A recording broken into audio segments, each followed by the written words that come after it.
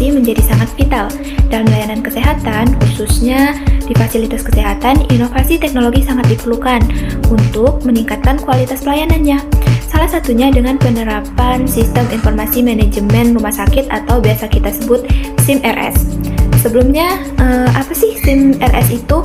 Jadi, SIM-RS adalah sistem teknologi informasi komunikasi di rumah sakit untuk memproses dan mengintegrasikan alur proses pelayanan rumah sakit, mulai dari pasien daftar, datang ke rumah sakit, menunggu antrian dokter, melakukan pemeriksaan, serta mengambil obat.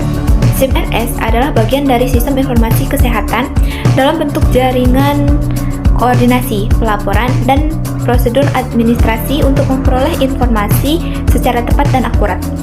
Nah, sekarang setiap rumah sakit itu wajib menyelenggarakan SIM-RS, baik itu menggunakan aplikasi yang disediakan oleh Kementerian Kesehatan atau Kemenkes, ataupun aplikasi yang dibuat oleh rumah sakit memenuhi syarat yang ditetapkan oleh Kemenkes itu sendiri. Tujuannya adalah untuk meningkatkan efisiensi, efektivitas, profesionalisme, kinerja, serta akses dan pelayanan rumah sakit. Nah, selain tujuan, SIM-RS ini juga memiliki fungsi. Yang pertama adalah manajemen data pasien. SIM-RS memfasilitasi penyimpanan, pengelolaan, dan pencarian data pasien secara terpusat dan terintegrasi. Ini termasuk data, riwayat penyakit, hasil pemeriksaan, dan informasi lainnya yang relevan.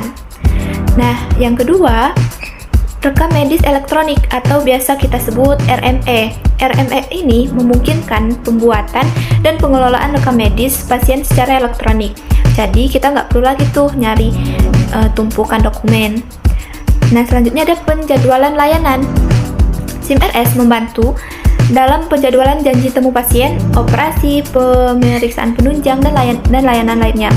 Jadi dengan SIM-RS ini kita nggak perlu lagi tuh datang ke rumah sakit, terus nunggunya lama, dan lain-lain.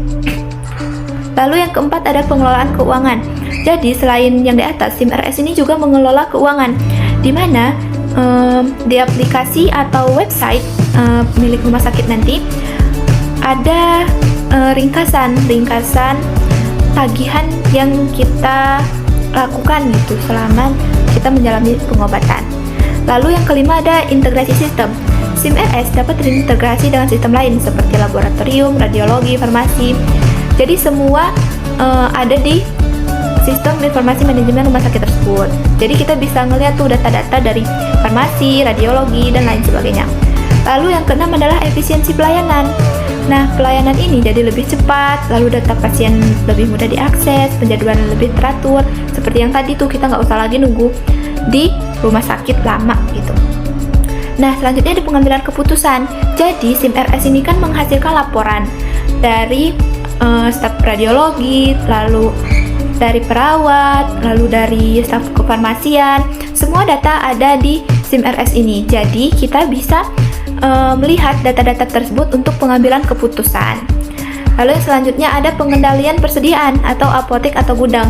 Nah, di bagian kefarmasian nanti kita bisa lihat daftar obat mana saja yang masuk dan keluar, lalu jumlahnya ada berapa, lalu persediaannya sekarang berapa, lalu alat kesehatan dan alat medis lainnya. Yang selanjutnya ada pencatatan dan pelaporan. Nah, SIM-RS ini mencatat semua transaksi dan aktivitas pelayanan pasien.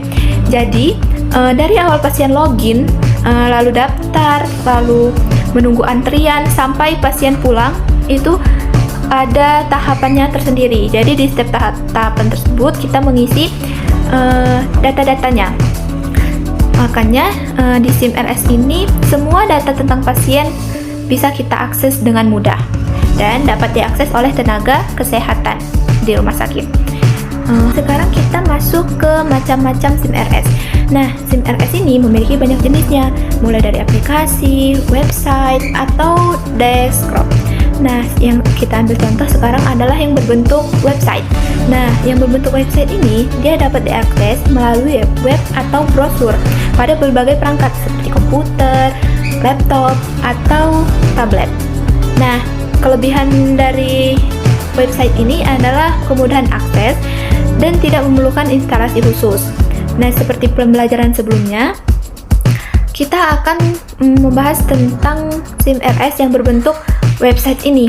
Jadi, kita sebagai tenaga kesehatan akan memiliki akses untuk login ke SIM-RS ini.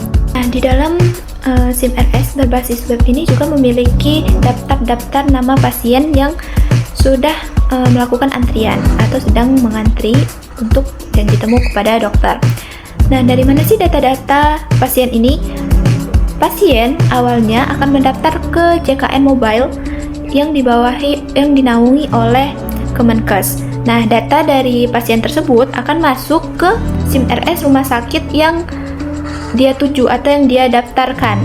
Nah, di data pasien ini terdapat banyak panel-panel seperti rekam medis, lalu ada asesmen keperawatan, ada asesmen medis, ada tindakan, ada catatan perkembangan pasien, resep digital, file pasien, dan sebagainya.